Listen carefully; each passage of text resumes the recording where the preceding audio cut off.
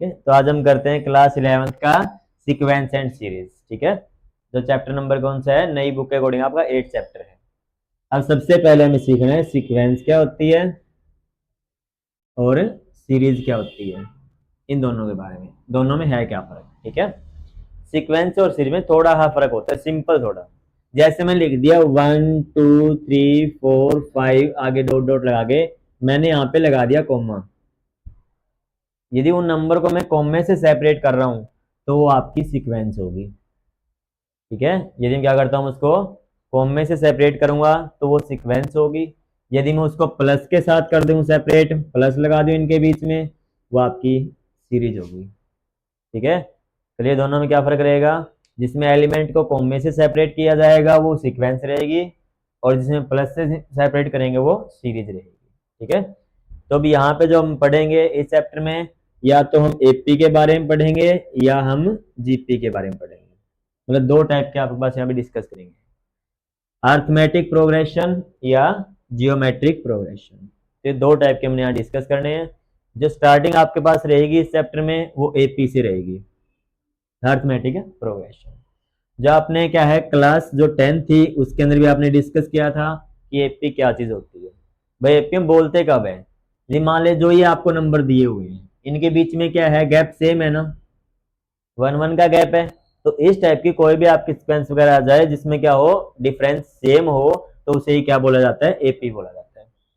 जैसे मैं लिख दिया 2 4 6 9 12, इस टाइप से कर दिया मैंने, तो यहाँ पे जाके हमने देखा तो इसमें तो गैप 2 का है, इसमें भी गैप 2 का है, बट यहाँ पे गैप 3 का आ गया, गैप सेम नहीं है, तो इसका ये क्या नहीं है, फिर एपी नहीं है। ठीक है, तो कम से कम आपने 3 गैप तो निकाल के देखनी ही है एपी के लिए। कई बार 2 गैप तो सेम आ जाते हैं, थर्ड गैप सेम नहीं आता। हाँ, यदि 3 तक सेम आ गया तो अप्रोक्सीमेट वो राइट ही होता है, फिर आगे आपका सेम ही मिलेगा फिर। अब इसमें कौन कौन सी टर्म हम यूज करेंगे एपी के लिए। फर्स्ट आपका ए को यूज किया जाएगा जिसको बोला जाएगा फर्स्ट टर्म, इसको बोलते हैं फर्स्ट टर्म। फिर दूसरा आपका डी यूज किया जाएगा जिससे बोला जाएगा common difference. Common difference, common difference मतलब इनमें कितने का अंतर है, वो आपका डी होता है।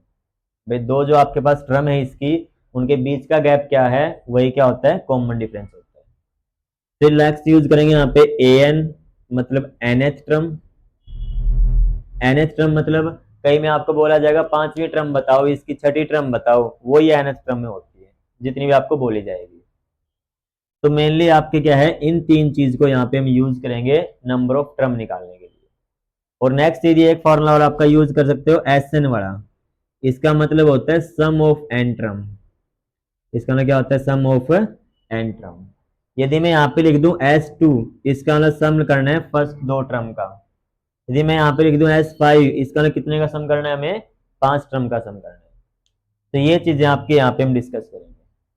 अब इसके बारे में देखें किसका कौन सा फॉर्मूला होता है। जो ए फर्स्ट टर्म है इसको हम A1 भी लिख सकते हैं, कोई प्रॉब्लम नहीं है इसमें।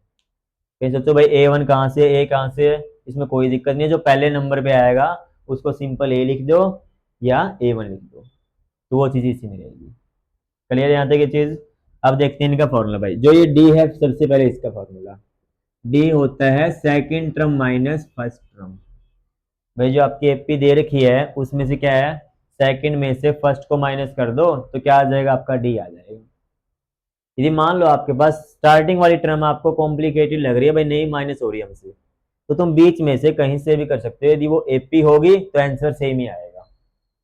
ठीक है, जरूरी नहीं होती हम स्टार्टिंग के दो को ही माइनस करें, हम बीच में से भी कहीं से माइनस कर सकते हैं, तो आंसर क्या मिलेगा, सेम ही मिलेगा यदि वो एपी है। नेक्स्ट जो आपका ए एन निकालोगे उसके लिए फॉर्मूला यूज होगा a n is equal to a plus में एन माइनस 1 इंटू डी। तो ये क्या रहेगा इसके लिए फॉर्मूला, जब भी आप nth वगैरह टर्म यूज करोगे। जिसमें वाले 7 टर्म निकालनी है तो n की जगह क्या रख दोगे, 7 रख दोगे, और a और d आपके पास मिल ही जाएगा। यदि आपको एस एन यूज करना है, सम निकालना है उनका, तो यहाँ पे क्या लगोगे, S N is equal to N by two 2a plus में n माइनस 1 इंटू डी। ये किसके लिए रहेगा, आपका एस एन का फॉर्मूला रहेगा। एस एन के आपके दो टाइप के दो फॉर्मूले हैं, फर्स्ट आपका ये है और सेकंड रहेगा n/2 a प्लस में an लिख सकते हो या l लिख सकते हो। ठीक है, यहाँ पे जो an या जो l आपके पास है ये है लास्ट टर्म, तो उसकी क्या होनी चाहिए, लास्ट टर्म जो रहेगी वो ये रहेगी। तो ये चीज अभी, अब हमें पता कैसे चलेगा कौन सा फॉर्मूला अप्लाई करें एसन का। मान लो हमारे पास a की वैल्यू पता है, d की वैल्यू भी है, n की वैल्यू भी है, तो हम इस फॉर्मूले को अप्लाई कर सकते हैं। ठीक है, यदि मान ले हमारे पास d वगैरह का नहीं पता, लास्ट टर्म दे दी और a दे दिया, तो हम डायरेक्ट किसको अप्लाई कर लेंगे, इसको अप्लाई कर लेंगे। तो उसमें n भी आपको दिया मिलेगा, a और लास्ट टर्म दे रखी है तो इस फॉर्मूले को लगाओगे, लास्ट टर्म नहीं है आपके डायरेक्ट इसको यूज कर सकते हो फिर d वगैरह लेके। तो इस टाइप से क्या हम इस फॉर्मूले को यहाँ पे अप्लाई करेंगे। आज हम सबसे पहले इसमें सीखेंगे अब एपी को चेक करना, कि कैसे हम एपी को चेक करेंगे। उसके बाद सीखेंगे एपी की फॉर्मेशन बनाएंगे कैसे उसको। तो उसके लिए क्या आपको जनरल टर्म दे देंगे, उसको बनाना है फिर हमने। जैसे हमारे पास क्या है, कोई भी एक सीक्वेंस दे दी, जैसे मैंने यहाँ पे दे दिया एक सीक्वेंस 2 7 12 17 एंड सो ऑन, ये आपकी सीक्वेंस है। मैंने बोल दिया भाई इसको चेक करो ये एपी है या नहीं है।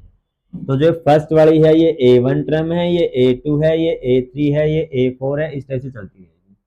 तो सबसे पहले तुम निकाल लोगे कॉमन डिफरेंस D1, पहले वाले दो का गैप, तो क्या रहेगा, second term minus first term, तो A2 माइनस क्या रहेगा A1, तो इसका मतलब 7 माइनस 2 कितना आएगा आपके पास 5। First clear D1। अब सेकंड मतलब D2 निकालो, D2 के लिए फॉर्मूला क्या रहेगा, A3 माइनस A2, मतलब थर्ड में से किसको माइनस कर दो, सेकंड को माइनस कर दो, तो क्या आ जाएगा आपके पास D2 आ जाएगा। तो थर्ड टर्म कौन है 12 माइनस में 7, तो इसमें भी क्या आएगा 5 आएगा, दो तो सेम है। अब थर्ड को चेक करोगे D3, तो ये क्या रहेगा आपके पास A4 माइनस A3, तो A4 की वैल्यू कितनी है